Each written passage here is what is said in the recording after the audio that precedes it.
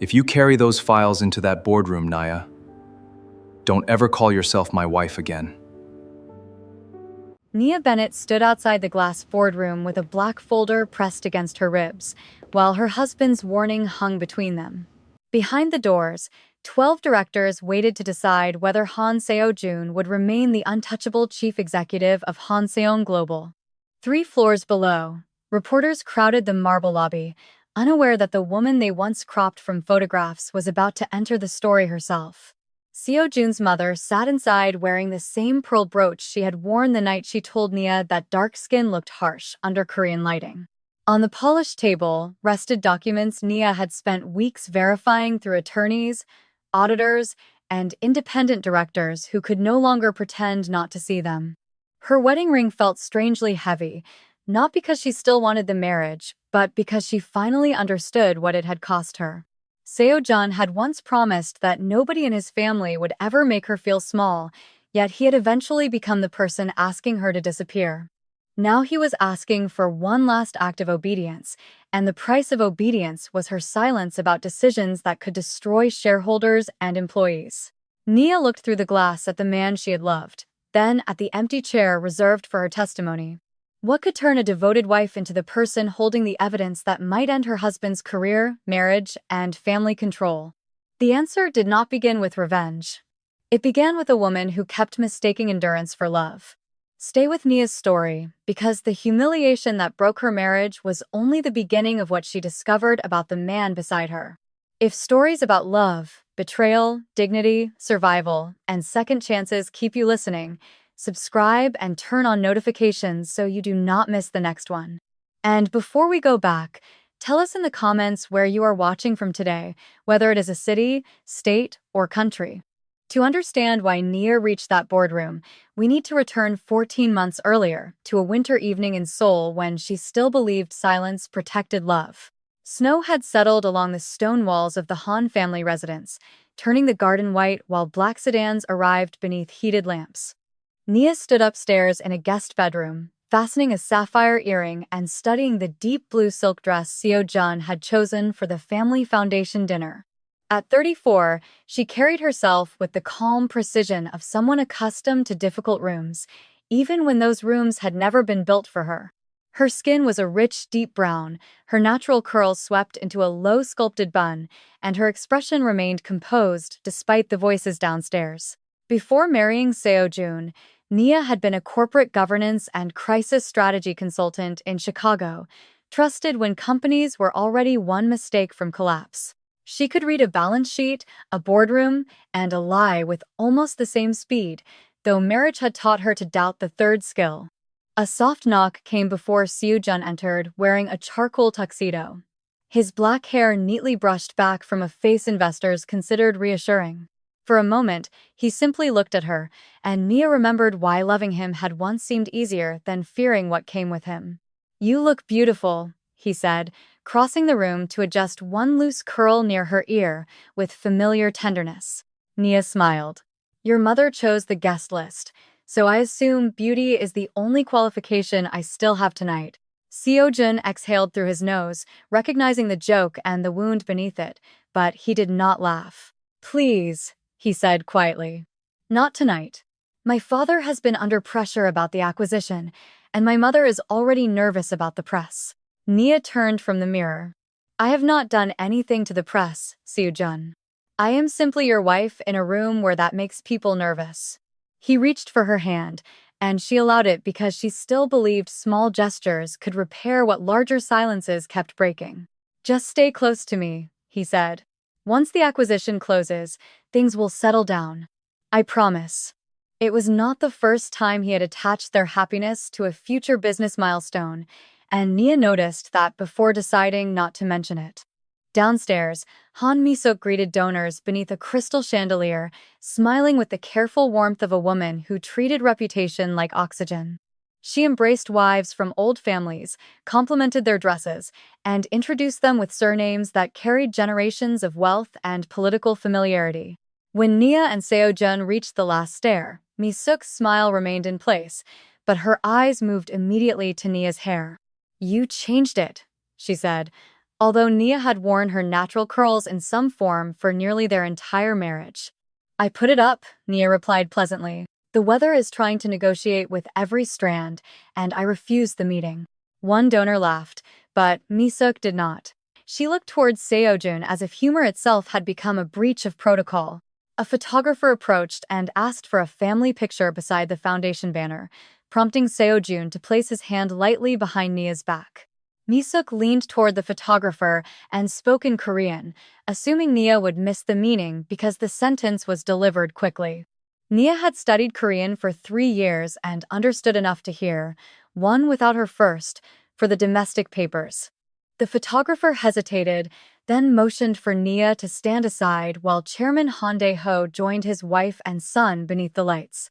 Nia waited 3 steps away, holding a silver clutch, and feeling a familiar heat spread behind her face without reaching her expression. Seo-jun glanced toward her once, but the cameras were already flashing, and he did not move from his parents. That single choice hurt more than Mi-suk's request because prejudice had become ordinary in the family, while Seo-jun's silence was still supposed to be love. After the photograph, he returned to Nia and murmured, "It was just for one picture. Do not make it bigger than it is." Nia looked at him carefully. "I did not make it anything. Your mother did, and you helped her." Before he could answer, a senior banker approached, ending the conversation with the smooth efficiency of money arriving exactly when accountability became inconvenient. Dinner began at long lacquered tables, where name cards placed Nia between a museum director and a cosmetics executive she had never met. Seo-jun sat 6 seats away beside Yoon Hye-rin, the elegant 35-year-old strategy director whose father controlled a crucial block of Hanseong financing. Hye-rin wore ivory and spoke to Seo-jun with the easy familiarity of someone whose place in his world had never required explanation. Nia had met her before and liked her less each time, not because Hye-rin was beautiful, but because she treated boundaries as suggestions. During the second course, Hye-rin rested her fingers briefly on Seo-jun's sleeve while laughing at something he said beneath the orchestra. The touch lasted less than 2 seconds, but Nia saw Seo-jun look down at it and choose not to move away. She told herself there were reasonable explanations, because reasonable explanations had become the small currency with which she paid for peace. Across the table, a board member's wife asked Nia whether Americans found it difficult to maintain family discipline after marriage. Nia set down her water glass. "Americans find many things difficult. Staying quiet when someone asks a rude question is probably near the top." The woman blinked, then laughed uncertainly, while the museum director hid a smile behind his napkin. Mi-suk heard the exchange and stared down the table, her mouth tightening before she returned to her donor conversation. Nia did not apologize. She had learned that dignity sometimes looked impolite to people accustomed to receiving obedience. Later, while guests moved toward the ballroom, Seo-jun caught Nia near a marble column and lowered his voice. "Why did you have to answer her like that?" he asked. "She is connected to the ministry, and my father needs her husband." Nia stared at him. "She asked whether I came from a culture without family discipline, and you are worried that my answer embarrassed her?" "I am worried about the company," he said, the words arriving too quickly to be accidental. "You are always worried about the company," Nia replied. "I am starting to wonder when I stopped being included in the things you protect." Seo-jun looked toward the ballroom doors, where Hye-rin was speaking with his father beneath the gold light. "This is not the place," he said. "Can we please get through one evening without turning everything into a fight?" Nia wanted to remind him that refusing humiliation was not the same as creating conflict, but exhaustion won that argument before she spoke. She nodded once, and Seo-jun kissed her forehead as if gratitude for her silence could be mistaken for affection. The orchestra began a waltz, donors moved onto the floor, and Nia stood alone long enough to notice Hye-rin watching her from across the room. Hye-rin's expression contained no apology, only the calm confidence of a woman who knew something Nia had not yet learned. That night, after the final guests left, Nia sat in the rear of their sedan while Seoul's lights slid across the window like broken reflections. Seo-jun answered 3 work messages, then a 4th, never noticing that Nia had removed one earring and was turning it slowly between her fingers. "Do you ever miss us?" she asked, finally. His thumbs stopped above the phone. "We are sitting next to each other." "That is not what I asked." He locked the screen and looked at her, fatigue sharpening his voice. "Nia, I cannot solve a feeling when you refuse to tell me what you want." She almost laughed at the absurdity. For months, she had asked for the same things: honesty, respect, and a husband willing to stand beside her publicly. "I want to stop feeling like your marriage is a private inconvenience," she said. "I want you to act like choosing me was not a mistake." Seo-jun's face changed, not with guilt, but irritation. "No one said you were a mistake."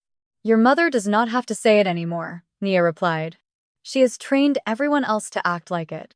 The driver kept his eyes forward while the city passed in silence, and Seo-jun returned his phone to his pocket without reaching for her. When they arrived at their apartment overlooking the Han River, he went directly to his office and closed the door before Nia removed her coat. Nia stood in the dark living room, still wearing the blue dress, and realized she could no longer remember their last uncomplicated evening together. 4 years earlier, complications had seemed almost charming when she first met Seo-jun in a conference room overlooking downtown Chicago. He had been 35 then, newly appointed CEO after his father's illness, facing a governance crisis that threatened Hanseong's American expansion. Nia entered that meeting with a yellow legal pad, a red fountain pen, and no interest in being impressed by the man's surname. Seo-jun had expected polite consultants. Instead, she told him within 20 minutes that his executive team rewarded loyalty more reliably than competence. "That is an expensive accusation," he had said, studying her across the table while 3 senior executives stopped breathing normally. Nia clicked her pen closed. "Then consider the first 20 minutes complimentary. The expensive part is fixing it before your competitors notice." For the first time that morning, Seo-jun smiled. That smile became coffee after meetings, then dinner after coffee, then long walks along the Chicago River where neither of them discussed quarterly forecasts.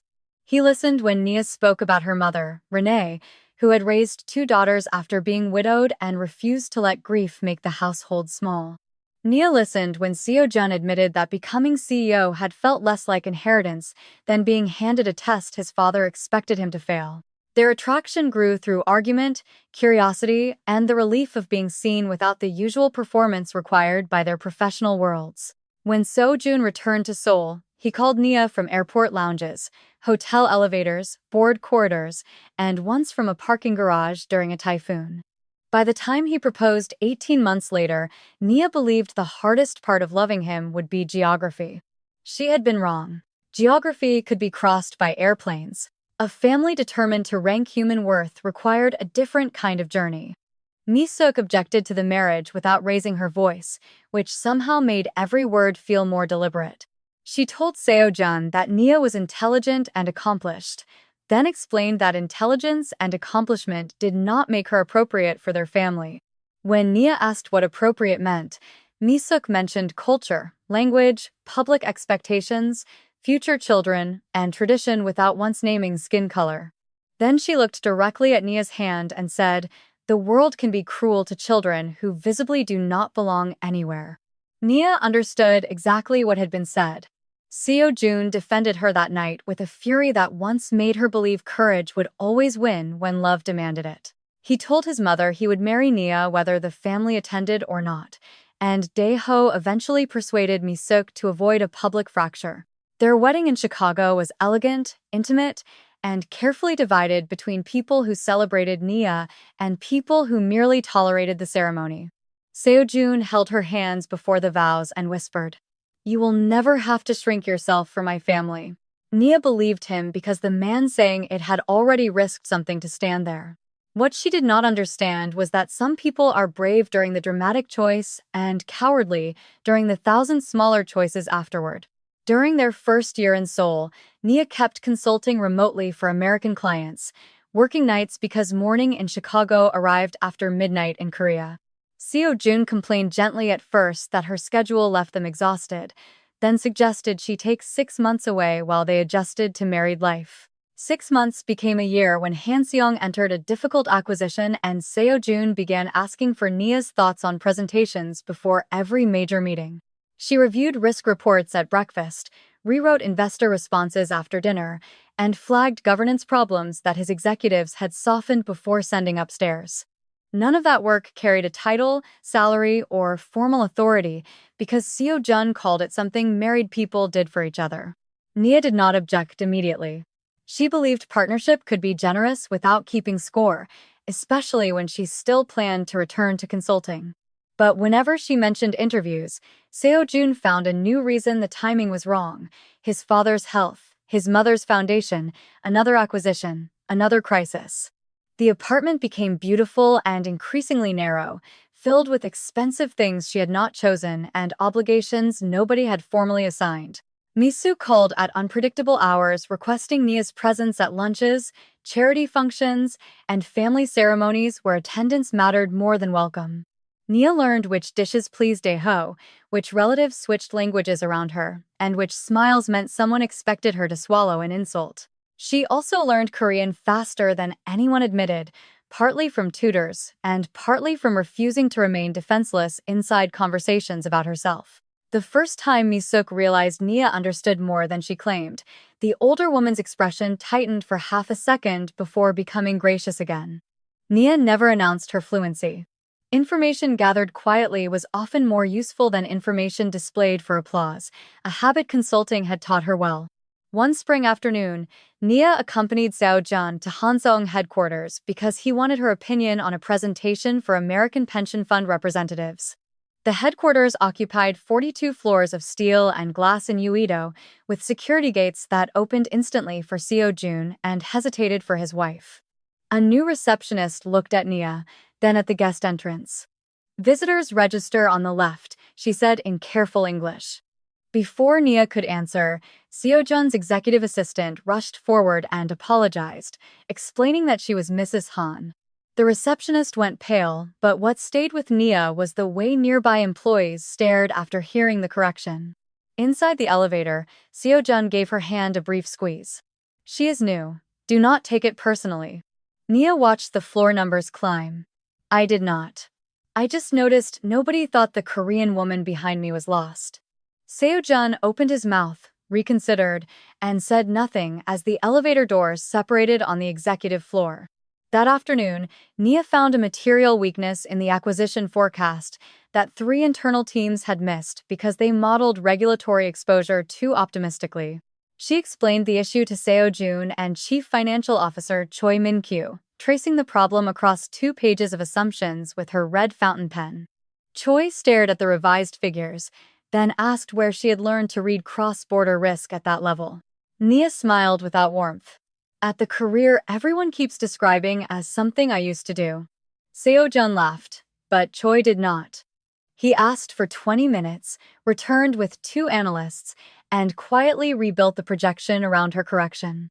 Hanseong avoided presenting an inflated forecast to investors the following morning, preventing questions that could have damaged the acquisition before negotiations even began. Seo-jun came home that night carrying champagne and kissed Nia in the kitchen while she was chopping scallions for dinner. "You saved me today," he said, resting his forehead against hers with the old affection she had been missing. Nia wanted that moment badly enough to ignore the word "me" instead of "us." She poured 2 glasses, and they ate at the kitchen island while Seo-jun told stories about his father's reaction to the corrected numbers. For several weeks afterward, he sought her advice openly again, and Nia began to believe the distance between them had been stress rather than change. Then Mi-suk learned that executives were discussing Nia's contribution to the acquisition forecast. At Sunday dinner, she waited until Daeho left the table before remarking that spouses should be careful not to interfere in work they did not officially hold. Nia placed her chopsticks beside her bowl. "I was asked for my opinion. It prevented an error." "That may be true," Mi-suk replied. "But people become confused when family members behave like executives without responsibility for the consequences." Nia looked toward Seo-jun, expecting him to explain that he had invited her analysis and trusted her expertise. He drank water instead, leaving Nia to absorb the insult alone. The silence lasted only seconds, yet Nia felt something inside the marriage move one step farther away from the vows he had made in Chicago. After dinner, she confronted him in the hallway while his parents' housekeeper carried tea past them without looking up. Why did you let her make it sound like I wandered into your office and started issuing orders? Nia asked. Seo-jun rubbed his forehead. Because arguing with my mother at dinner would have accomplished nothing. It would have accomplished one thing, Nia said. It would have told her you do not agree. He lowered his voice. I do agree with you. Why is that not enough? Nia stared at him for several seconds. Because private agreement is useless when you allow public disrespect. Seo-jun's jaw tightened, and she recognized the expression he used before ending meetings he no longer wanted to attend. I cannot fight everyone for you every day, he said. Nia felt the sentence land with more force than its volume deserved. I never asked you to fight everyone. I asked you not to join them.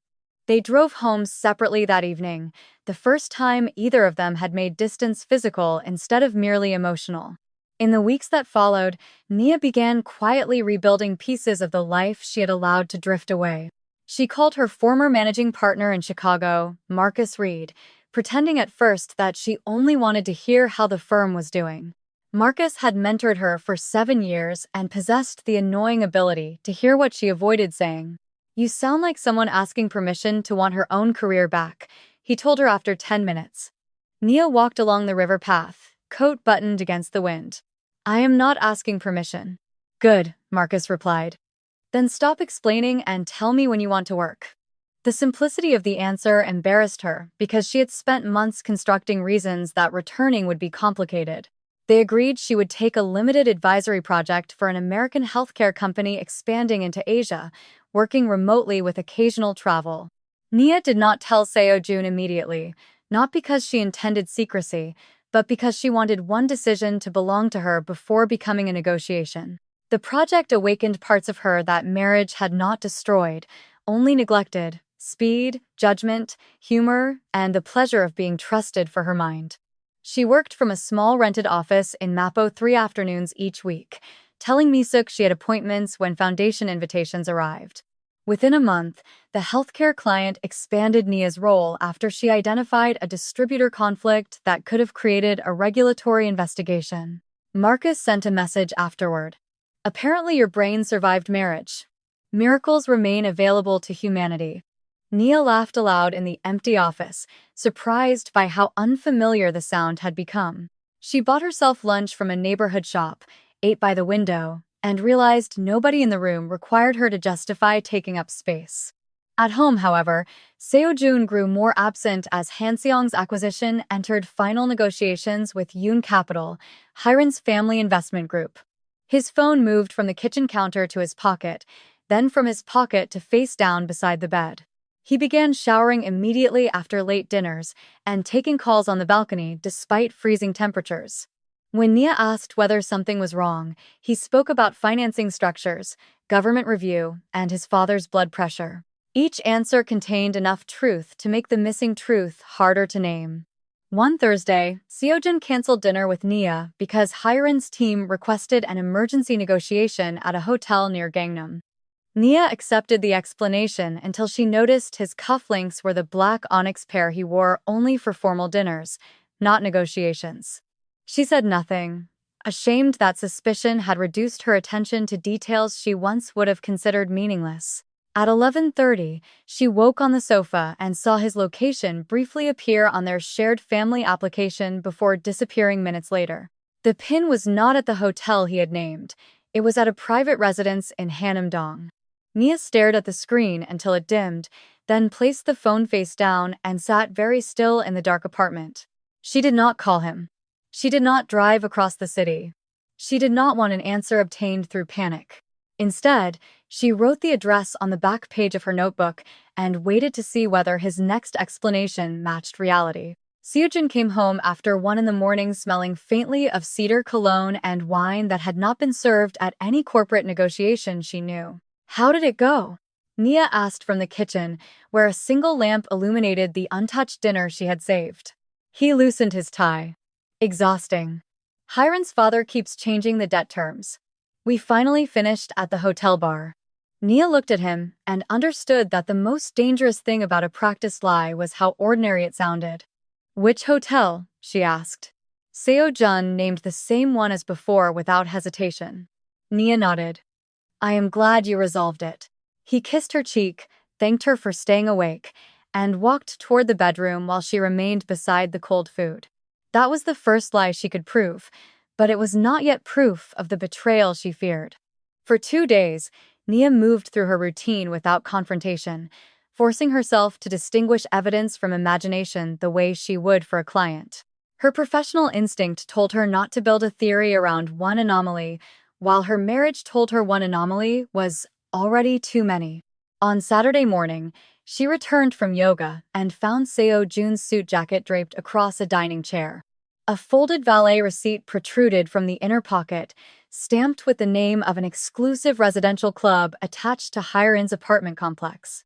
The date matched Thursday night exactly, turning suspicion into a documented inconsistency. Nia held the paper by its edges, reading the same line 3 times, even though nothing about it was difficult to understand. She photographed the receipt, returned it exactly where she found it, and went into the bathroom before her face betrayed her. For several minutes, she gripped the marble sink and stared at the woman reflected under unforgiving white light. She expected tears, but what arrived first was anger at herself for having spent so long translating disrespect into cultural difference and loneliness into patience. Her mother's voice returned from years earlier. Never shrink to fit a room that was built too small. Nia whispered to the mirror, then stopped shrinking. That afternoon, she opened her laptop and created a private folder protected by a new password. She did not name it Revenge. She named it Clarity. The folder began with 2 items, the location screenshot and the valet receipt photograph. Nia still did not know whether her husband was having an affair, but she finally accepted that love did not require her to ignore evidence. The following Monday, Hiren arrived unexpectedly at the Han Family Foundation luncheon wearing a cream coat and Seo-jun's favorite perfume. Nia recognized the fragrance because she had given him a bottle from the same niche house during their 2nd anniversary trip to Paris. Hiren greeted Mi-suk with a kiss on each cheek, an intimacy the older woman had never offered Nia in 4 years. When Hiren turned toward her, their eyes met across a table arranged with white orchids and silver place settings. Nia, Hiren said warmly, it has been too long. Seo-jun says you have been keeping busy. The sentence was harmless until Nia noticed the ease with which Hiren used her husband's private nickname for her schedule. Nia smiled. Apparently he gives very thorough reports. Hiren's expression flickered, then recovered. He worries about you. That is comforting, Nia replied. I would hate to think he was spending his attention somewhere else. Mi-suk interrupted before Hiren answered, but the brief silence between the women confirmed that neither had misunderstood the exchange. Nia left the luncheon with no confession, no scene, and a certainty she could no longer dismiss. 3 nights later, Seo-jun told Nia he would be in Busan until Friday for meetings with an industrial lender and asked her not to wait up. Nia watched him pack 2 white shirts, a navy suit, and the cashmere sweater she had bought him for their anniversary. Is Hiren going? She asked casually from the bedroom doorway. Seo-jun folded a tie without looking up. Her team might join Thursday. Why? No reason, Nia said, and hated how easily the lie came after months of listening to his. The next morning, Marcus called about a client matter and mentioned that one of his sole contacts had seen Hanseong executives at a charity reception. I thought your husband was in Busan, he added, then immediately heard the silence on Nia's end. Nia asked for the reception name, opened the event's public social page, and found photographs posted less than an hour earlier. Seo-jun stood near the back of a ballroom in Seoul, not Busan, speaking with Hiren beneath a wall of white roses. Another photograph showed Hiren leaving through a side corridor, while Seo-jun followed less than a minute later. There was nothing explicit in the pictures, but the trip itself had become a fabricated alibi. Nia closed the page and sat with both hands flat on her desk until the trembling stopped. She could have called Hiren. She could have sent the images to Seo-jun and demanded an explanation while rage still felt clean. Instead, she finished the client memo due that afternoon because Betrayal did not get to confiscate the part of her life she had just reclaimed. At 5, Nia called a family law attorney recommended by an American colleague and requested a confidential consultation about cross-border marital assets. The attorney, Kim Eun-ji, spoke precise English and asked only facts, a kindness Nia had not realized she needed.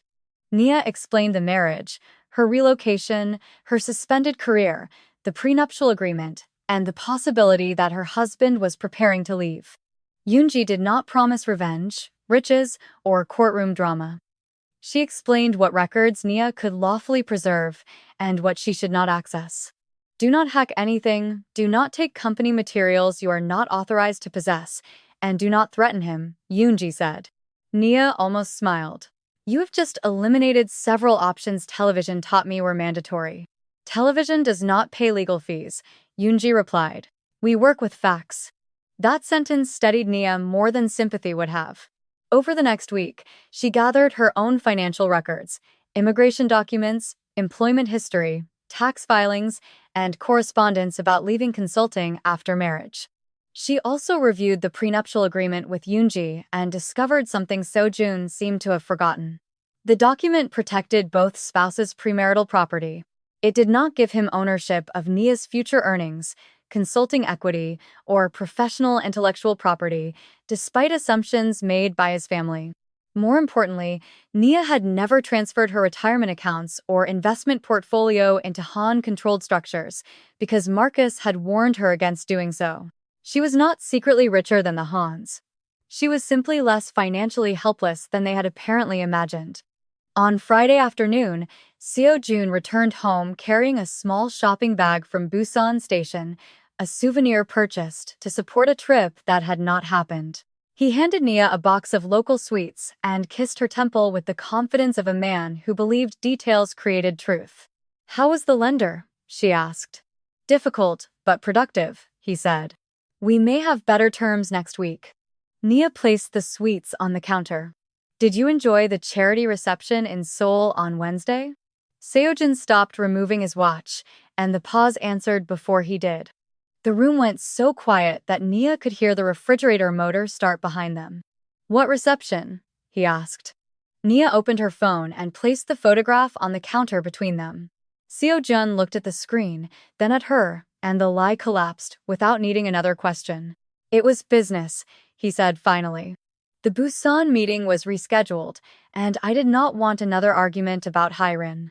Nia almost admired the speed with which he transformed deception into a response to her supposed difficulty.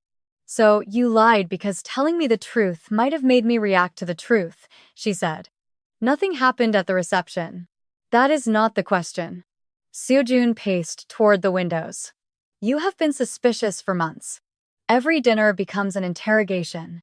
Every woman becomes a threat. Nia stared at his back. You told me you were in another city. Do not make my suspicion the crime when your lie is sitting on the counter. He turned around, anger and fear competing across his face. What do you want me to say?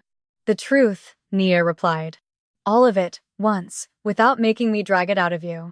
Seo-jun said nothing, allowing the silence to become its own confession. That silence lasted long enough to become an answer before he finally lowered himself into a chair. Hyrin and I have become close, he said. Closer than we should have. Nia felt her fingertips go cold, but her voice remained level. Did you sleep with her? Seo-jun looked down at his hands, unable to meet her eyes. Yes, he said, and one syllable ended the version of their marriage she had been defending. One syllable ended the version of the marriage Nia had been fighting to save. She did not throw the sweets, slap him, or collapse against the counter, because pain does not always perform for an audience. Nia walked to the living room, sat on the edge of the sofa, and removed her wedding ring with deliberate fingers. Seo-jun followed. Nia, please. It was not supposed to become this. She looked up. What was it supposed to become? A secret I was polite enough never to discover? I made a mistake. A mistake is missing an exit, Nia said. You built travel plans around this. You lied to my face while carrying souvenirs. Seo-jun flinched, and for the first time she saw shame that was not immediately converted into irritation. I was under pressure, he said. My father, the acquisition, my mother, the board. Hyrin understood what was happening. Nia laughed once, a small empty sound. I spent years helping you survive those pressures. You just stopped respecting the person doing it. That is not true. Then tell me what part is true. Did you defend me when your family excluded me? Did you tell Hiren you were lonely because your wife was difficult? Seo-jun's face answered the second question before his mouth did. Nia stood. I want you out of this apartment tonight.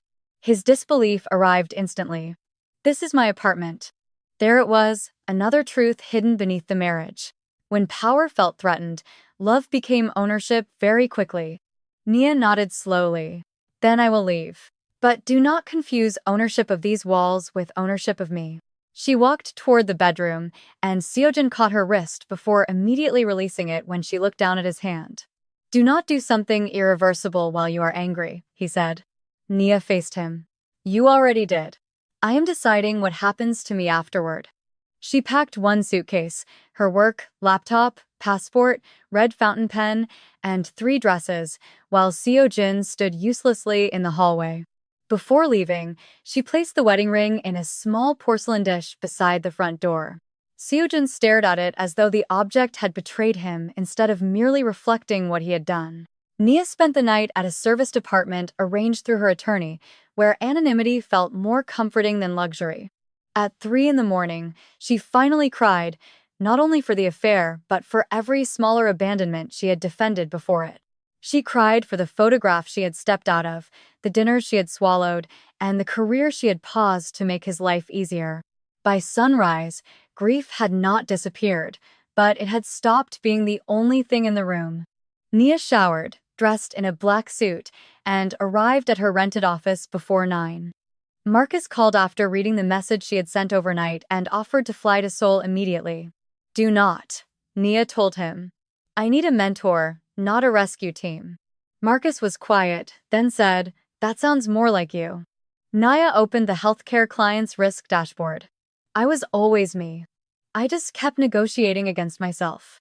That morning, she signed a 6-month expansion of her consulting contract and accepted responsibility for the client's full Asia-Pacific governance review. The decision was practical, but it carried an emotional force she had not expected. She was building income that did not depend on remaining someone's wife. Seo-jun sent 14 messages before noon, beginning with apologies and ending with frustration when she refused to return home. At 2, his tone changed from apology to control, revealing what mattered most once tenderness failed to bring her back. We need to discuss this privately before our families hear anything, he wrote. Nia read the message twice because the phrase our families was absurd when his family had spent years reminding her she did not belong. She replied with one sentence. Future communication about separation can go through my attorney until I decide otherwise. Seo-jun called immediately, but Nia declined the call and returned to the work open on her screen. For the first time in their marriage, his urgency did not automatically become her emergency.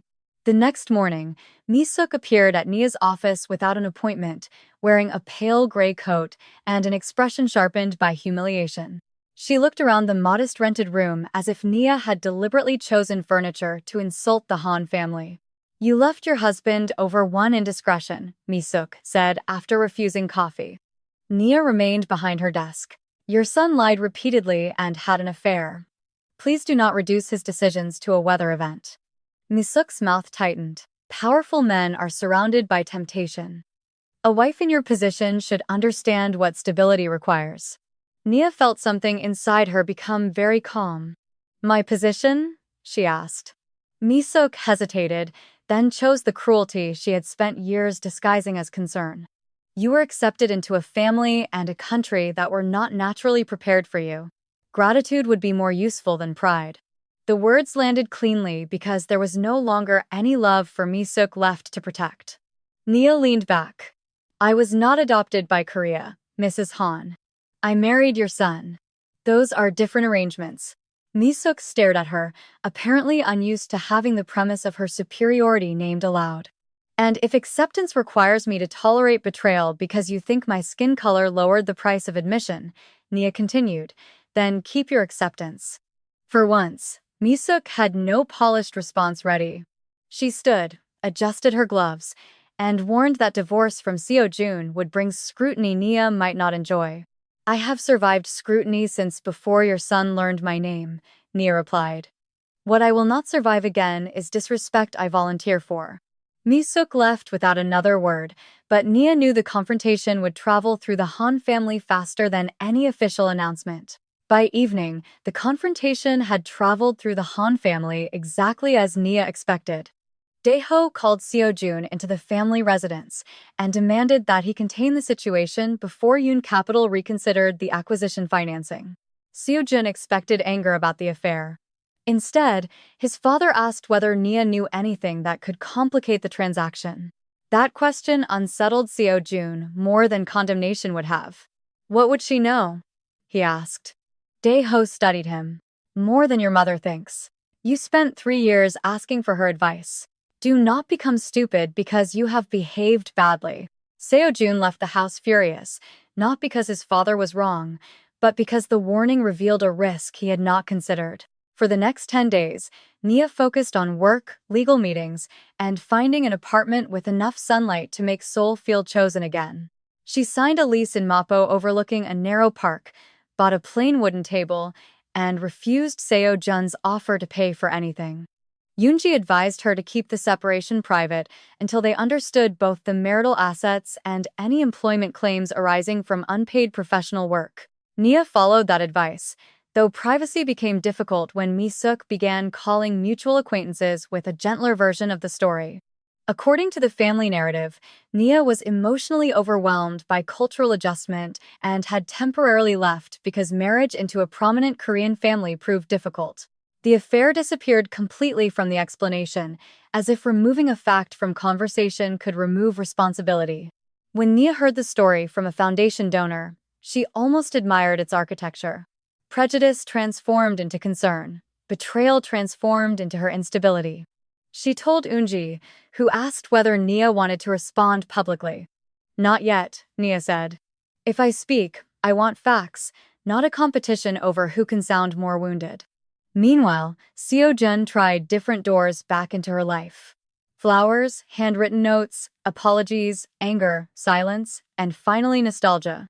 He sent a photograph from their first winter in Chicago, both of them laughing under a borrowed umbrella beside the river. Nia stared at it longer than she intended because betrayal did not erase the person he had once been with her. Then she remembered that memory was not a contract requiring her to accept the person he had become. She archived the message without answering, choosing memory without surrendering to it. At Hanseong headquarters, the acquisition with Yoon Capital accelerated despite growing concern from independent directors about debt guarantees tied to overseas subsidiaries. Chief Financial Officer Choi had resigned unexpectedly, officially for health reasons, 2 weeks after Nia corrected the acquisition forecast.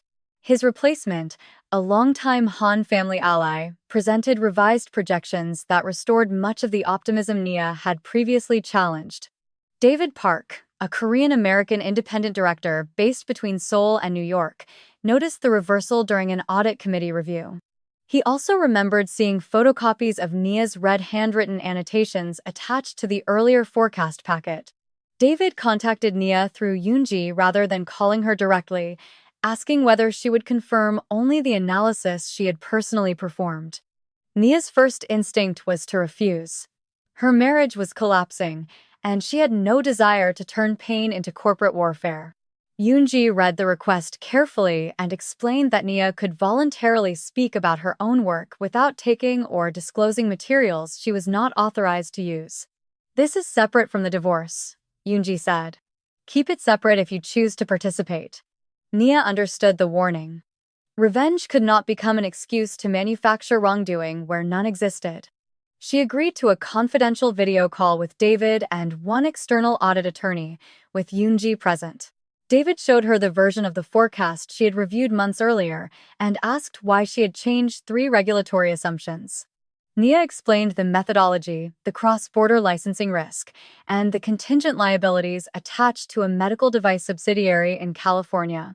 Then David showed the newer forecast, and Nia immediately recognized the structure of assumptions she had previously challenged. The liability assumptions had been reduced again, but this time supporting footnotes were missing from the board packet. Nia leaned closer to the screen. Who approved removing the sensitivity analysis? David did not answer immediately. That is what we are trying to establish. Nia felt professional concern replace personal anger. The numbers were not merely aggressive. They concealed how badly the acquisition could strain Hanseong under adverse conditions. If the board relied on this without the sensitivity range, she said, they would be approving leverage without seeing the downside I was asked to model. David nodded. Did Mr. Han know your original conclusion? Nia looked toward Yoonji before answering. I explained it to him in person. He thanked me for preventing an embarrassing investor presentation. The external attorney wrote something down without interrupting, while Nia kept her answer limited to what she personally knew. After the call, Nia closed her laptop and sat quietly, while Yoonji packed her notes. I need you to understand something, Nia said. I did not know they put the old assumptions back. I know, Yoonji replied. And that is why you should not investigate this yourself. Let the authorized people do their jobs. Nia agreed, though a question had already opened that she could not close. Why would Seo-jun approve numbers he knew were misleading? 2 days later, the answer began to emerge from a source she had never expected. Former CFO Choi Min-kyu emailed Nia from a personal account asking whether she still possessed the red pen she had used on the forecast. The strange question made her smile despite herself. I do, she replied. Why? Choi asked to meet in a crowded coffee shop near City Hall and requested that both their lawyers attend. At the meeting, he explained that he had not resigned for health reasons. He had objected to a financing structure that shifted acquisition risk into 2 smaller subsidiaries while preserving executive bonus targets at the parent company. According to Choi, Seo-jun had not designed the structure, but he approved it after pressure from Daeho and Yoon Capital threatened to derail the acquisition. Choi had insisted on disclosing the full downside scenario to the board and was told his leadership had become incompatible with the company's direction. Nia listened without interrupting, remembering every evening Seo-jun had described the acquisition as something he had no choice but to complete. Do you have evidence? Yoonji asked Choi's attorney. The attorney answered that Choi had preserved records through formal whistleblower channels before resigning and had already contacted the audit committee. Nia felt a grim relief. She was not the source of the case, and nobody needed her to become a thief in order for the truth to exist. Choi looked at her. Your analysis is important because it proves the chief executive understood the risk before the assumptions changed. Nia tightened her fingers around the coffee cup. Then I will tell the truth about what I did and what he knew. Nothing more. That boundary mattered to her because she refused to become the kind of person who treated truth as flexible when power was at stake.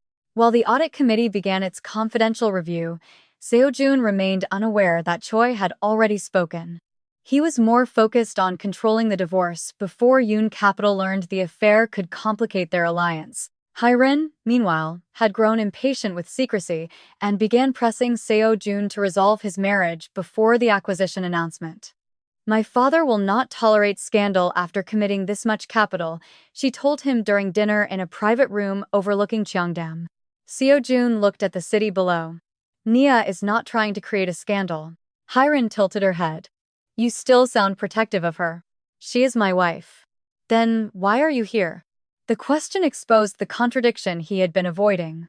He wanted Hyrin's intimacy, his family's approval, and Nia's loyalty without paying the full price of choosing anyone.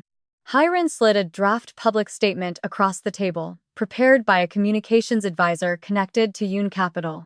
It described the separation as mutual and attributed the breakdown to incompatible lifestyles, intense international pressures, and Nia's wish to return to the United States. Seo-jun read the paragraph twice.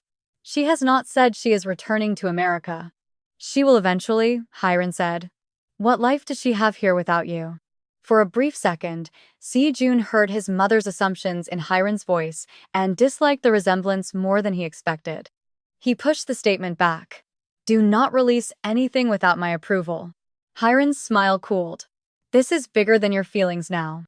It was exactly what Seo-jun had told Nia countless times about the company.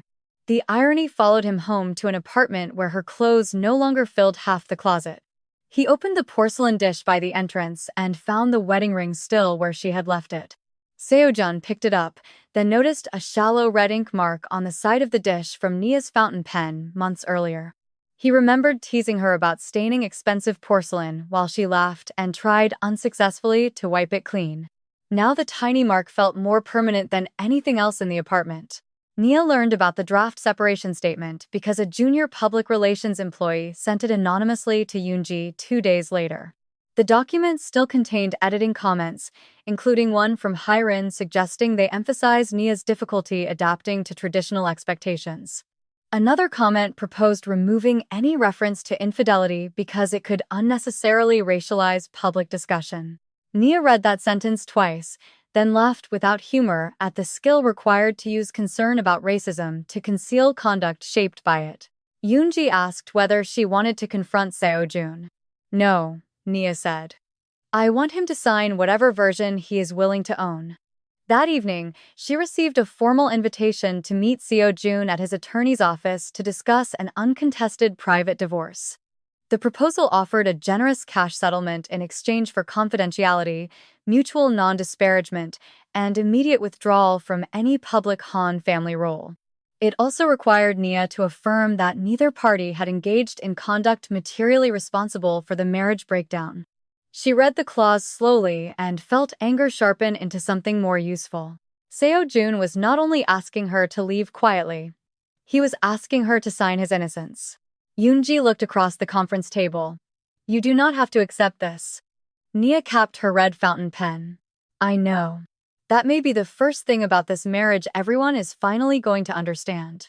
The negotiation took place the following afternoon in a private law office high above Central Seoul.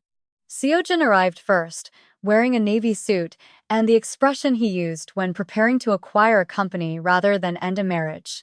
When Nia entered, he stood instinctively, and for one painful second, they looked like the couple who once met after work for dinner.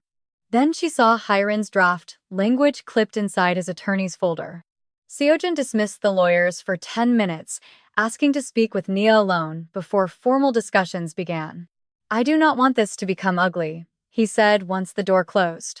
Nia sat across from him. It became ugly when you betrayed me and let your family turn my dignity into a negotiation problem. I am trying to protect both of us. No. You are trying to protect the version of yourself that survives if I agree not to tell the truth. Seo-jun's face tightened. The settlement is more than fair. Nia leaned forward. You still think this is about whether you pay me enough to disappear. Then what do you want? She looked at the man who once admired her because she could not be intimidated by executive titles. I want my name off your lie, Nia said. I want my work acknowledged where it was used, and I want a divorce that does not require me to protect your affair. Seo-jun stared at her. Your work? What does that have to do with this? Nia noticed the genuine confusion and understood how completely he had normalized taking her expertise without naming it. More than you remember, she said. That is becoming a pattern with you. When the lawyers returned, Nia rejected the proposal in full. She offered instead a clean separation of marital assets, payment for documented consulting work performed for Hanseong, and truthful, neutral language about the divorce. Seo-jun's attorney objected immediately to the consulting claim, arguing that Nia had acted informally as a spouse rather than an employee. Yoonji slid a folder across the table containing emails where executives assigned analyses, scheduled presentations, and thanked Nia for specific professional deliverables.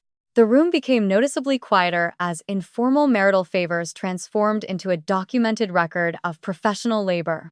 Nia had not kept those emails for revenge. She kept them because consultants document work, even when husbands prefer calling that work a favor. Seo-jun looked through the correspondence and seemed unsettled by seeing years of dependence translated into dates, requests, and measurable outcomes. We will review this, his attorney said. Nia stood. Please do. I have spent enough years being reviewed by this family. The rejected settlement changed the tone inside the Han family because Nia had stopped behaving like someone grateful to receive whatever they offered. Mi-suk called Seo-jun that evening and demanded to know why his wife was claiming payment from the company for work performed inside their marriage. Because she did the work, Seo-jun said before he could stop himself. His mother's silence revealed how rarely he had contradicted her lately. Then you were foolish to let her become involved, Mi-suk replied. This is exactly why boundaries matter. Seo-jun looked at the stack of Nia's old emails on his desk. The boundary only became important after her work stopped benefiting us. Mi-suk accused him of becoming sentimental, but the accusation missed its target. What he felt was not sentiment, it was recognition arriving years late. He remembered midnight presentations Nia corrected, investor questions she anticipated, and warnings he carried into meetings without saying where they came from. At the time, he had called it partnership. Now, confronted with the possibility of paying for that labor, his family called it interference. The contradiction began following him through every meeting. 3 days later, David Park requested a special audit committee session and informed Seo-jun that external counsel was reviewing acquisition disclosures and executive approvals. Seo-jun's first reaction was anger at Choi, though David had not yet confirmed who provided information. This review could destabilize the acquisition, Seo-jun warned. David remained calm. An undisclosed risk can destabilize a company. Reviewing it is what boards are supposed to do. Seo-jun asked whether Nia had contacted the committee. David studied him for a moment. Why would your first question be about your wife? Seo-jun had no answer that did not expose his fear. The audit review widened after external counsel found emails showing Daeho's office pushing executives to remove downside language from board materials. Other records showed Yoon Capital requesting bonus protections for senior management if the acquisition closed before the end of the fiscal year. Seo-jun had approved the final packet electronically after receiving both requests. He had not invented the concealment, but he had signed his name beneath it. That distinction mattered morally and legally, though not nearly as much as he wished. David's committee scheduled interviews with Choi, finance staff, and anyone who had materially contributed to the original risk analysis. Nia received her formal request on a Tuesday morning while reviewing a healthcare client presentation in her Mapo office. Yoonji read the letter twice and confirmed that Nia could cooperate within the narrow boundaries they had already discussed. Your marriage and the audit must remain separate, Yoonji reminded her. Nia nodded. They are separate. He made both sets of choices. That does not make them the same case. Still, she understood that people would accuse her of revenge the moment her name entered the boardroom. She spent the next 2 days reviewing only documents she was legally entitled to possess. Her own emails, notes, invoices, and copies previously shared with her. Her red fountain pen moved across a yellow legal pad exactly as it had 4 years earlier in Chicago. She created a simple timeline showing when she identified the regulatory risk, when Seo-jun acknowledged it, and when the assumptions later changed. No adjectives, no accusations. Only dates, numbers, and conversations she could personally support. Marcus reviewed her presentation over video and told her it was almost annoyingly restrained. Good, Nia said. I am not walking in there as the angry wife they already expect. Marcus shook his head. You are allowed to be angry. I am, she replied. Anger is why I am refusing to be careless. The night before the committee session, Seo-jun appeared outside Nia's apartment building without calling first. She saw him through the lobby glass holding no flowers, no gifts, and no lawyer's folder, which made the visit more dangerous emotionally. Nia stepped outside rather than inviting him upstairs. David Park called me, Seo-jun said. You are testifying tomorrow. I am answering questions about work I performed. You know what this could do. Nia folded her arms against the cold. Yes.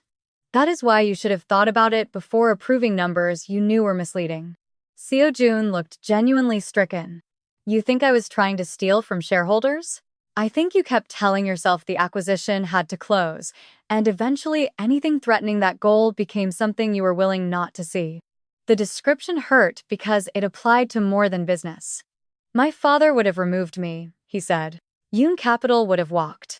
Thousands of jobs were tied to the deal. Nia's expression softened for half a second, not from forgiveness, but because she recognized the pressure he described. You always had reasons, she said. For the numbers. For your mother. For Hyrin. For every time you asked me to become smaller. Seo-jun stepped closer. Do not compare my marriage to a financing decision. I am not, Nia replied. I am telling you the same weakness damaged both. You keep sacrificing truth to avoid immediate consequences. He looked away toward the park, where a maintenance worker swept salt across the pavement. If the board removes me, my father will lose control of everything he built. Nia felt the old reflex rise inside her, the instinct to soothe him, solve the problem, and carry some piece of his fear. She let the reflex pass without obeying it. Then tell the board the truth, she said. For once, choose the consequence before someone chooses it for you. Seo-jun looked back at her. And us? Nia almost laughed at the timing. There is no us to save by asking me to lie. He left without another argument, and Nia stood outside until the cold reached through her coat. The next morning, Hanseong headquarters felt different before she even reached the elevators. Employees whispered near security desks, and two financial reporters waited across the street despite the supposedly confidential review. Nia wore a tailored black suit, small gold earrings, and her natural curls loose around her shoulders instead of arranged for the family's comfort. Her red fountain pen rested inside the black folder with her timeline and authorized documents. David met her on the 38th floor and explained that the full board had been called because preliminary findings raised governance concerns beyond the audit committee. You may be asked questions by directors who do not want this review, he warned. Nia gave him a faint smile. I have met hostel rooms before. Usually they serve worse coffee. David almost laughed, then opened the corridor door. Seo-jun stood near the glass boardroom, 20 feet away, speaking with his attorney while Daeho and Mi-suk waited inside. When he saw Nia, the conversation around him stopped. He crossed the corridor quickly, placing himself between her and the doors. His face was pale with exhaustion, but his voice remained low enough that only Nia and David could hear. If you carry those files into that boardroom, Nia, don't ever call yourself my wife again. The sentence returned them to the moment that had opened this story, except now the reason behind his fear was finally visible. Nia looked at him, remembering Chicago, their wedding, the blue dress, the affair, and every private compromise that had brought them here. Then she held up her left hand, bare except for a thin gold bracelet. I stopped calling myself your wife the night you made being one a condition for my silence, she said. Seo-jun's expression broke, but Nia did not wait for him to recover. She walked around him and entered the boardroom. 12 directors sat beneath recessed lights, documents arranged before them while the winter skylines stretched behind walls of glass. Mi-suk's pearl brooch caught the light when she turned, the same brooch she had worn while instructing photographers to take family pictures without Nia. Daeho did not greet her. David introduced Nia by her professional title, not as Seo-jun's wife, and the distinction changed the air in the room. Miss Bennett served as a governance and risk advisor before her marriage and later provided documented analytical support to Hanseong executives, he said. For the first time inside that building, Nia's presence was explained by competence rather than relationship. An older director immediately challenged whether marital conflict compromised her objectivity. Nia opened the black folder. My marriage gives you a reason to examine my testimony carefully. It does not give you a reason to ignore documents. She distributed the timeline through external counsel so chain of custody remained clear. Her presentation lasted 23 minutes. Nia explained the original regulatory assumptions, the sensitivity analysis, Seo-jun's questions during review, and the revised figures later presented to the board. She never mentioned the affair or Mi-suk's prejudice, because neither was necessary to establish what the financial record already showed. She did not need either story to make the numbers speak. When Daeho asked whether she was claiming Seo-jun intentionally deceived the board, Nia refused the invitation to exaggerate. I cannot testify to his intent, she said. I can testify that he understood the original risk because I explained it to him directly. That answer increased her credibility more than any accusation could have. External counsel then presented Choi's preserved communications showing that Seo-jun received objections before approving the final materials. Several directors began asking questions at once, shifting the meeting away from Nia and toward management accountability. The meeting shifted from whether Nia could be trusted to why senior management had not disclosed the full risk. Seo-jun sat silently at the far end of the table while the authority he once carried automatically began separating from his name. Hiren entered midway through the session as Yoon Capital's representative and froze when she saw Nia seated beside external counsel. Nia noticed the look but returned her attention to the documents. The most satisfying revenge available in that room was not humiliation. It was refusing to let either of them redirect her from the truth. By noon, the board voted to suspend final acquisition approval pending an expanded independent investigation. Seo-jun was temporarily stripped of authority over the transaction, while Daeho's related party involvement was referred for separate review. The decision did not end Seo-jun's career that day. It did something more dangerous. It made losing power imaginable. As directors filed out, Mi-suk approached Nia near the windows with anger burning beneath perfect posture. "You have humiliated this family publicly," she said. Nia looked toward the reporters gathering far below. "No. I answered questions in a closed board meeting. Your family's decisions did the rest." Mi-suk stepped closer. "You could have protected your husband." Nia met her eyes. "I protected him for years. That is part of how he became a man who thought protection meant freedom from consequences." Mi-suk's face hardened. "You will regret making enemies of people more powerful than you." Nia capped her red pen and slipped it into the folder. "Powerful people said that to me long before I met you. I built a career anyway." By the time Nia reached the lobby, financial reporters were already asking why Hanseong had delayed the acquisition and whether executives faced suspension. She walked past them without comment because the investigation was confidential and because vengeance did not require her to perform outside the building. Seo-jun remained upstairs for another 4 hours, answering questions about approvals he had once considered routine exercises of executive discretion. The board appointed David Park to oversee interim transaction authority and barred Daeho from contacting witnesses during the review.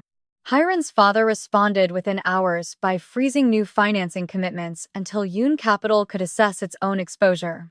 The move stunned Seo-jun because the Yoons had spent months insisting the acquisition must close at almost any cost. Hiren explained the reversal in a private call that sounded more like a negotiation than a relationship. "My father cannot defend us if the board believes material risks were withheld," she said. "We have to distance ourselves from the approval process."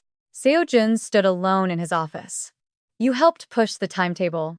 Your team drafted the bonus protections.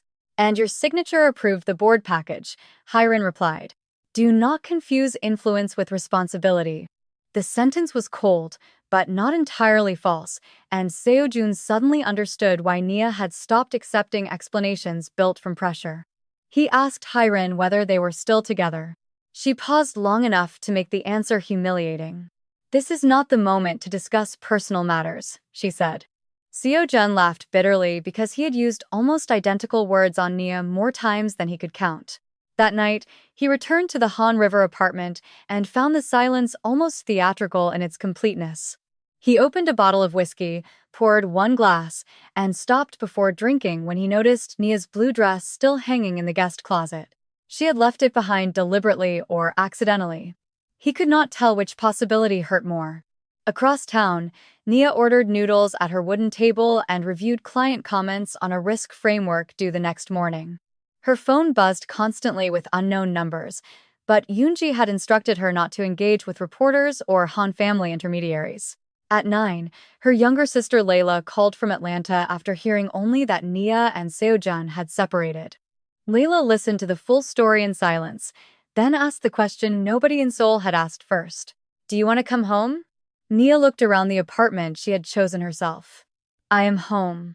I just need to decide what kind of life I am building here." Layla smiled through the video screen. "Good. Because buying an emergency ticket and yelling at a billionaire family sounded exhausting." Nia laughed, and the laughter broke a tension she had been carrying since the board meeting. She told Layla about returning to consulting, the healthcare client, and the possibility of launching an independent Asia practice. "That sounds less like revenge and more like getting your own name back," Layla said. The phrase stayed with Nia after the call ended. For years, newspapers had called her Seo-jun's American wife, the CEO's foreign spouse, or simply Mrs. Han. Her own surname had gradually become something used by tax forms, old colleagues, and people who remembered who she was before marriage. The next morning, she registered Bennett Governance Advisory as a Seoul-based consulting entity with support from local counsel and Marcus's international network. It was not yet an empire. It was one woman, one laptop, two signed clients, and a lease with a temperamental heater. Nia loved it immediately. The Hanseong investigation continued for 6 weeks, expanding from forecast disclosures into executive compensation, financing guarantees, and board oversight failures. External counsel found no evidence that Seo-jun personally profited from the concealed assumptions beyond ordinary bonus incentives. They did find repeated instances where he approved incomplete disclosures after senior executives and Dae-ho pressed for speed. That distinction spared him from the most serious accusations while destroying the argument that he had merely been unaware. Dae-ho responded by insisting his son had acted independently as CEO and that the chairman emeritus never directed management decisions. Seo-jun read his father's statement twice before realizing he was being positioned as the single executive responsible for a culture built over decades. He called Dae-ho immediately. "You told Choi to remove the downside scenarios." Dae-ho's answer was measured. "And you were chief executive. If you believed my request was improper, your duty was to refuse it." Seo-jun closed his eyes, recognizing a principle he had once demanded Nia ignore for his sake. For once, the man who taught him obedience was suddenly praising independent judgment because consequences had arrived. "You are sacrificing me," Seo-jun said. "I am protecting the company," Dae-ho replied. The words were painfully familiar because Seo-jun had used the same justification whenever protecting the company required sacrificing someone else. Seo-jun ended the call and stared through the office glass at employees who no longer lowered their voices when walking past his door.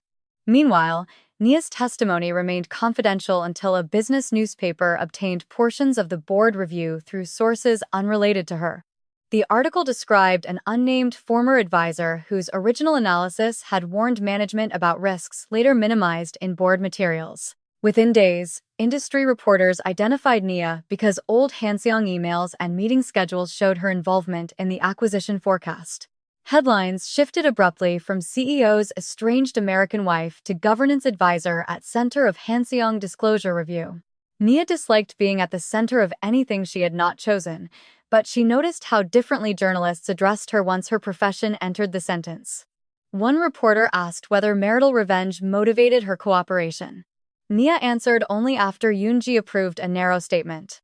"I responded to authorized questions about professional work I performed," she said. "My private marriage does not change the accuracy of that work." She declined every question about the affair.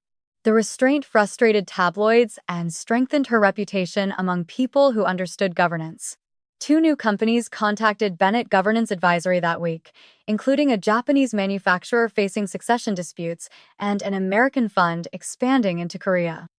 Marcus sent her a screenshot of the inquiries with one message: "Try not to become intolerable now that the market remembers you exist." Nia replied, "Too late. I have business cards." For the first time in months, ambition felt clean rather than guilty. At Hanseong, the board released preliminary findings confirming significant disclosure failures and announced a shareholder vote on management restructuring.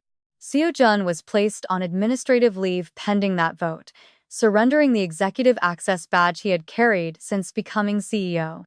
When security deactivated the badge, he stood before the same gates where a receptionist once directed Nia toward the visitor entrance.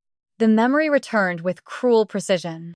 He had told her not to take it personally because that response required less courage than asking why the mistake happened. Now the gates refused him for reasons no one could dismiss as misunderstanding. Seo-jun called Nia from the underground parking garage. She answered only because Yoon-ji had confirmed there was no restriction on personal contact if Nia chose it. "I lost access to the company today," he said, without greeting. Nia looked out her office window at evening traffic. "I heard. Do you feel satisfied?" She considered the question carefully, refusing to pretend that justice had erased every human impulse toward satisfaction. "Part of me does," Nia admitted.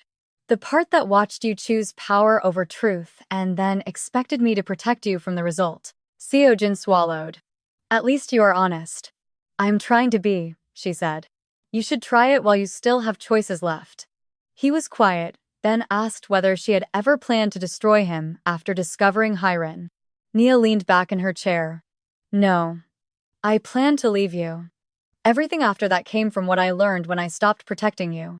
The distinction unsettled him more than hatred would have, because it meant his collapse did not require an enemy powerful enough to engineer it. Nia continued, I did not create the documents, approve the numbers, sleep with Hiren, or tell your mother to treat me like an embarrassment. Seo-jun closed his eyes against the concrete wall of the garage. Then why does it feel like you took everything from me? He asked. Nia's voice softened without becoming forgiving. Because you built too much of your life on people absorbing the consequences for you. I stopped. The call ended without reconciliation, accusation, or another promise. That quiet ending frightened Seo-jun because he realized Nia no longer needed him to understand her pain before she could move beyond it. The shareholder vote was scheduled for the following month. Daeho began lobbying family allies to preserve control, while Yoon Capital publicly demanded governance reforms and denied directing Hanseong's disclosure decisions. Hiren stopped visiting Seo-jun entirely, making distance official before either of them called it an ending. When he confronted her at a private club, she told him their relationship had become impossible under current scrutiny. You said you loved me, Seo-jun replied. Hiren looked almost offended by the simplicity of the statement. I did. But love does not erase consequences. Seo-jun stared at her, hearing Nia in words spoken by the woman for whom he had betrayed her. Hiren returned the apartment key he had given her and walked away without looking back. In less than 2 months, the affair that helped destroy his marriage had become another relationship unwilling to survive the cost of his choices. While Seo-jun's personal life contracted, Nia's professional world expanded faster than she had planned and demanded discipline she had almost forgotten she possessed. Bennett Governance Advisory hired its first analyst, a bilingual Korean woman named Ji-yoon who had left a large accounting firm after years of invisible work. Nia interviewed her personally and recognized the careful frustration of someone accustomed to being useful without being properly seen. I do not need gratitude for hiring you, Nia told her. I need excellent work, clear disagreement, and the confidence to tell me when I am wrong. Ji-yoon smiled. That sounds more dangerous than my old firm. It should, Nia replied. We use red pens here. The joke became an office ritual, and for the first time since Chicago, Nia was building a workplace shaped by her own values. She still woke some nights angry at Seo-jun, replaying humiliations with better responses than the ones she had delivered at the time. Healing did not make her saintly. It simply gave anger fewer decisions to control. Yoon-ji continued the divorce negotiations, now strengthened by Hanseong's acknowledgement that Nia had performed substantial professional work without formal compensation. The company agreed to settle her consulting claims separately from the marriage, avoiding a public dispute over years of documented services. Nia directed part of the payment into her new firm and placed the rest into accounts already protected under her premarital financial arrangements. She did not receive half of a conglomerate or discover a secret inheritance. She received compensation for work, retained what was hers, and built new wealth from skills she had possessed before anyone called her Mrs. Han. The distinction mattered because her victory was not becoming rich through divorce, it was becoming impossible to erase through marriage. As the shareholder vote approached, Yoon Capital accumulated support from institutional investors frustrated by the Han family's resistance to governance reform. Daeho's voting power had weakened because family shares were pledged against financing arrangements tied to the stalled acquisition. The board warned that continued instability could trigger lender protections and force the family to reduce its controlling stake. Daeho blamed Seo-jun privately, despite having pressed for the same aggressive timetable that created the crisis. If you had kept your wife under control, none of this would have reached the board so quickly, he said during a furious meeting at the family residence. Seo-jun stared at his father. Nia did not create the problem. Daeho struck the table with his palm. She gave them the weapon. No, Seo-jun replied. We loaded it. The admission silenced the room, including Mi-suk, who had rarely heard her son accept responsibility without immediately explaining the pressure behind it. Daeho called him weak, using the insult that had controlled his son since childhood. Seo-jun almost smiled because weakness had once meant disappointing his father, while now it meant refusing to keep repeating him. Maybe, he said. But I signed the approval, and I will not lie about who knew what. That decision arrived late enough to cost him nearly everything, yet it was the first genuinely responsible use of power Nia would have recognized. He informed external counsel that Daeho had personally pressured management to remove sensitivity language from board materials. The disclosure expanded the investigation again and destroyed the family's strategy of isolating responsibility around the CEO. When Mi-suk learned what Seo-jun had done, she accused him of betraying his father to impress a wife who had already left. Seo-jun looked at her across the dining room where Nia had endured countless polished insults. "I am not doing it for Nia," he said. "That is part of the problem. I should have known right from wrong without needing her to suffer first." Mi-suk's eyes filled with something close to grief, though pride prevented it from becoming apology. "This family gave you everything," she whispered. Seo-jun answered quietly, "and taught me that keeping it mattered more than what I became." 2 weeks before the shareholder vote, Nia received an invitation from Yoon Capital for what they described as an independent governance consultation. She considered declining because Hiren's family was entangled in both the acquisition and her marriage, but the requested topic concerned public reform proposals. Yoonji advised her to attend only with a written scope and a colleague present. Nia brought Ji-eun to Yoon Capital's offices, where floor-to-ceiling windows overlooked the same district as Hanseong headquarters. Hiren did not attend, another detail that made the invitation feel less personal and more strategic. Instead, Chairman Yoon himself greeted Nia with extravagant respect, praising her expertise and describing the Han family's treatment of her as regrettable. The sudden admiration felt suspicious because powerful institutions rarely discovered morality at the exact moment it became strategically useful. After 20 minutes of discussing board independence, Chairman Yoon placed a separate proposal on the table. Yoon Capital wanted Bennett Governance Advisory to publicly endorse its shareholder reform slate before the upcoming vote. The contract was worth more than all Nia's current client engagements combined. It also included language allowing Yoon Capital to reference Nia's experience as evidence that the Han family maintained an exclusionary corporate culture. Nia read the clause twice, understanding exactly how valuable her private pain had suddenly become to another powerful family. The offer could damage the family that had demeaned her, weaken Seo-jun's remaining allies, and accelerate the loss of Han control. For several seconds, the part of her still carrying Mi-suk's insults imagined signing without changing a comma. Then she saw the pattern clearly. Obedience and revenge could both become ways of letting powerful people decide what she was for. Another powerful family wanted her identity when it was useful and expected her to convert private pain into corporate leverage. Years earlier, Nia would have swallowed discomfort to protect Seo-jun. Now revenge tempted her toward the opposite mistake, allowing anger to rent the same space where obedience once lived.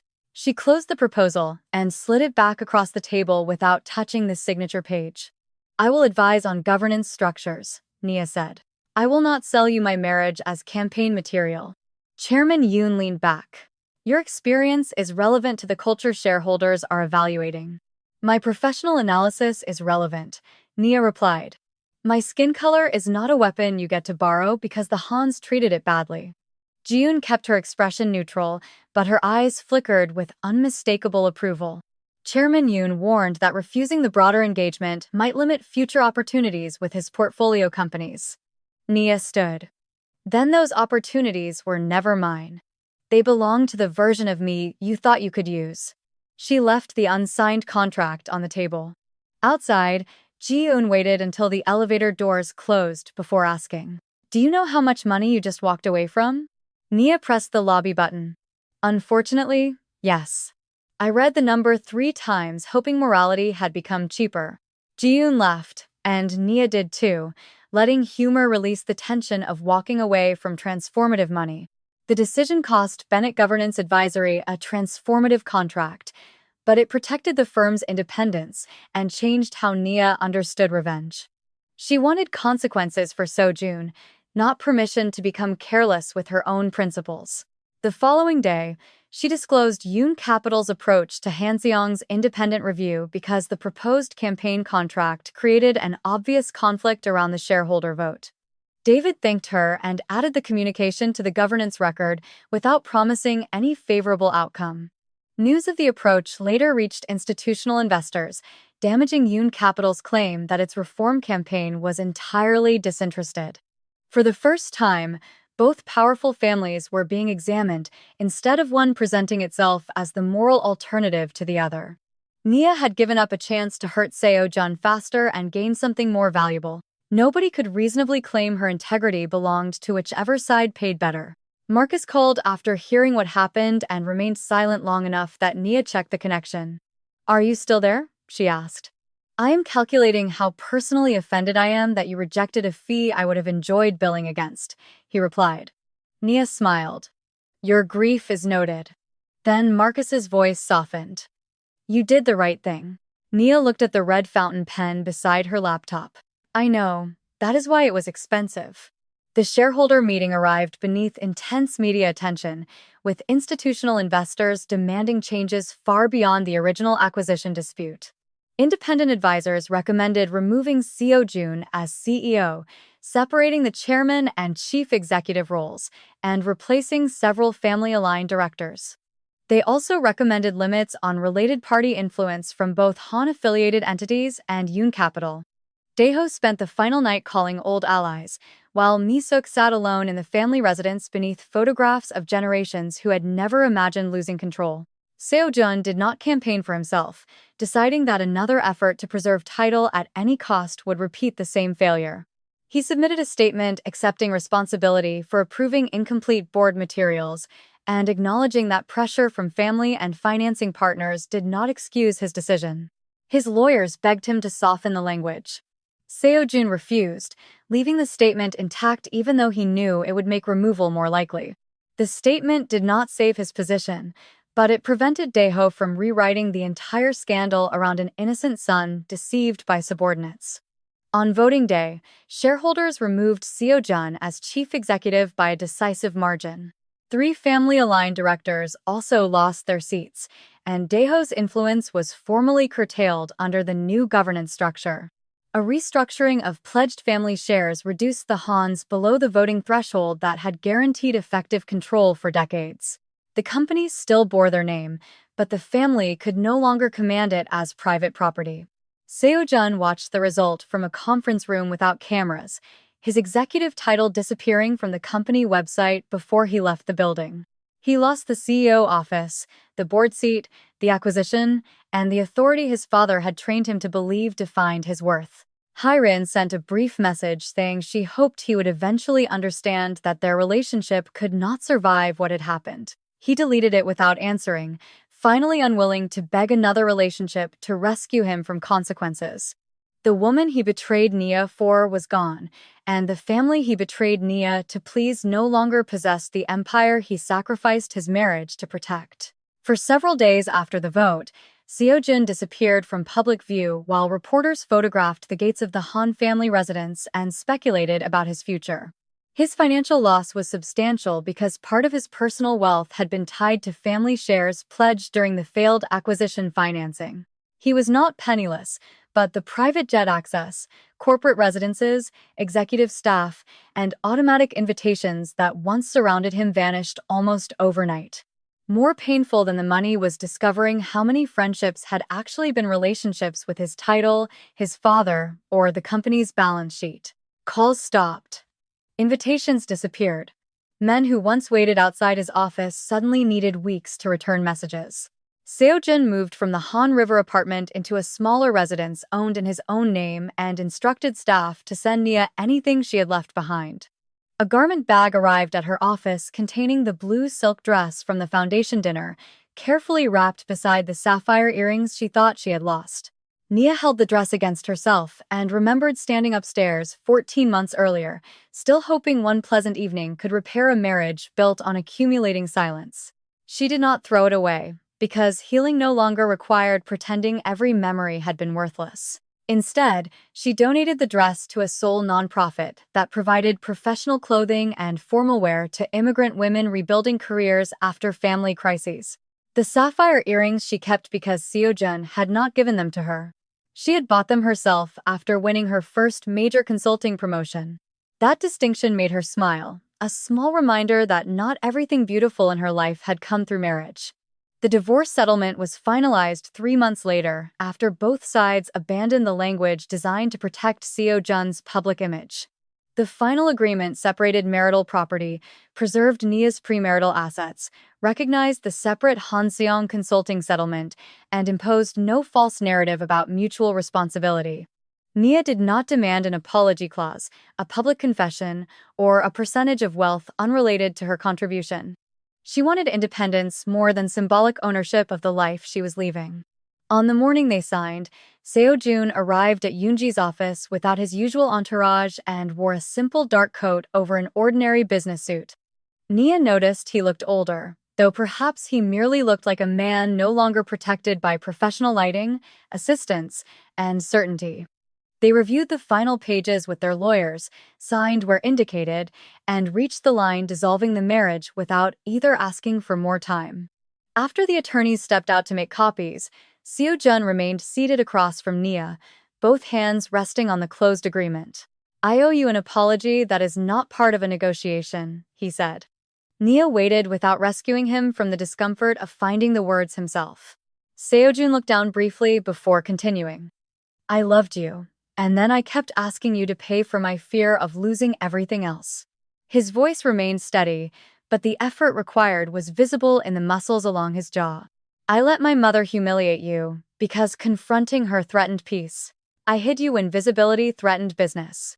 I betrayed you when honesty threatened me." Nia felt tears gather, not because the apology repaired anything, but because she had once begged for far smaller acknowledgments and received arguments instead. Seo-jun continued, "When you finally stopped protecting me, I called it revenge because that was easier than admitting how much of my life depended on you absorbing consequences." Nia looked at the signed agreement between them. "It was revenge, eventually. Part of me wanted you to feel what it meant to lose what you took for granted." He nodded without flinching, accepting the part of her anger he had earned. "But I did not invent what happened to you," she said. "I told the truth, refused your money for silence, and stopped carrying your choices." "I know," Seo-jun replied. For the first time, the words sounded like understanding rather than surrender. He asked whether she could ever forgive him. Nia studied his face and realized forgiveness no longer felt like a door he could use to return to her life. "Maybe," she said, "but forgiveness is not reconciliation, and it is not permission to become my responsibility again." Seo-jun lowered his eyes. "I understand." Nia believed that he finally might, though understanding arrived too late to restore what his choices had destroyed. When Yoonji returned with the certified copies, Nia signed the receipt, placed her copy into a plain folder, and stood. Seo-jun did not reach for her hand, and Nia noticed the restraint without mistaking it for redemption. That restraint was perhaps the first boundary he had honored without needing to be taught twice. They walked together to the elevator, where mirrored doors reflected two people who had once believed love could survive indefinitely without equal courage. When the doors opened, Seo-jun stepped aside and allowed Nia to enter first. She almost laughed at the smallness of the gesture compared with everything they had lost, yet small choices had always been where their marriage truly lived or died. "Goodbye, Nia," he said. She looked at him one final time as his husband, then corrected the thought inside herself because the papers had already changed that sentence. "Goodbye, Seo-jun," Nia replied, and the elevator doors closed before either of them could turn farewell into another negotiation. 6 months later, Bennett Governance Advisory occupied a brighter office, 2 floors above the small room where Nia had first begun rebuilding her career. The firm employed 7 people across Seoul and Chicago partnerships, serving clients who wanted governance advice before a crisis instead of after one became a headline. Nia insisted on transparent billing, documented authority, independent reporting lines, and a rule that family relationships never replaced professional accountability. Some colleagues called her standards severe, especially when she refused convenient exceptions for founders, relatives, or favored executives. Nia called them expensive lessons already paid for. Ji-yoon became the firm's first senior analyst and kept a red pen on her desk, even though she preferred editing documents digitally. Marcus visited Seoul for the office opening and spent 20 minutes complaining that Nia's coffee machine cost more than their first Chicago conference table. That table almost collapsed during a client presentation, Nia reminded him. Character building, Marcus replied. Furniture should create adversity. Their laughter filled the office while new employees arranged flowers sent by clients from Tokyo, Singapore, New York, and Busan. One bouquet arrived without a company card, set apart from the others by a small handwritten envelope. Inside was a short note from Seo-jun congratulating Nia on the opening and wishing her success, with no request for a meeting attached. Nia read it once, placed it inside a drawer, and returned to the conference room where her team was waiting. She had heard through public reports that Seo-jun now advised a smaller technology company and no longer worked inside his family's corporate structure. Daeho remained wealthy, but had lost effective control of Hanseong, while Mi-suk withdrew from several public foundation roles after donor criticism intensified. Hyrin returned to Yoon Capital, though her family's influence over Hanseong was limited by the same reforms it had publicly demanded for everyone else. No one emerged untouched, which made the ending less like a fairy tale and more like consequence. Nia did not celebrate every loss inside the Han family because vengeance had never been the only life she wanted. She celebrated the fact that none of their losses required her to become dishonest, cruel, or dependent on another powerful man. Her revenge was not a secret fortune, a mysterious benefactor, or a perfectly timed miracle. It was the moment she stopped helping people erase her and allowed truth, law, work, and consequence to operate without her protections standing in the way. That autumn, Nia received an invitation to speak at an international governance conference in Chicago, the same city where she had first met Seo-jun years earlier. She accepted immediately, deciding that returning to Chicago would be a professional homecoming rather than an escape. On the morning of her keynote, she stood backstage wearing a cream suit, natural curls framing her face, and the sapphire earrings she had reclaimed from the past. Her red fountain pen rested inside her notebook, the same pen that had marked the forecast nobody wanted to remember until the board needed the truth. The moderator introduced her as founder and managing director of Bennett Governance Advisory, recognized for cross-border risk, board accountability, and crisis leadership. No one mentioned whose wife she had once been. Nia stepped onto the stage beneath warm lights and saw hundreds of professionals waiting, not to judge whether she belonged, but to hear what she knew. For a fleeting second, she remembered Mi-suk saying the world could be cruel to people who visibly did not belong anywhere. Nia smiled because belonging had turned out to be the wrong goal.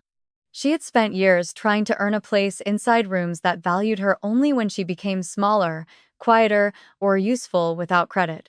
Now she built rooms differently, with clearer doors, named authority, and less expectation that gratitude should replace respect.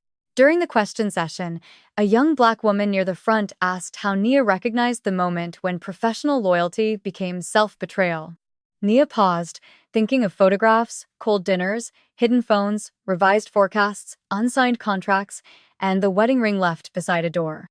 Loyalty should never require you to disappear, she said.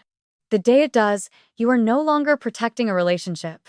You are protecting your own erasure. The room became still, not because the answer was dramatic, but because too many people recognized the bargain she described. Nia looked down at the red pen between her fingers and remembered the younger woman who once used it to challenge a CEO she had not yet loved. She had not become someone new after the betrayal. She had returned to the woman who already knew how to ask difficult questions and finally included herself among the things worth protecting. Back in Seoul, Seo-jun watched a recording of the keynote alone from a modest apartment with no staff waiting outside the door. When Nia finished speaking, he closed the laptop and sat quietly beside the small porcelain dish he had kept from their old home. The faint red ink mark still crossed one edge. He finally understood why he had lost the company, the woman, the family authority, and the future he assumed would remain available while he postponed courage. Nia had not taken everything because of the color of her skin or because she possessed some hidden power he failed to recognize. He lost everything that mattered because he treated love, truth, and dignity as negotiable whenever status demanded a cheaper answer. And Nia, once treated as the embarrassment a powerful family needed to manage, no longer needed their approval enough to care whether they regretted losing her. She closed her keynote notebook, capped the red fountain pen, and walked toward the next room under her own name.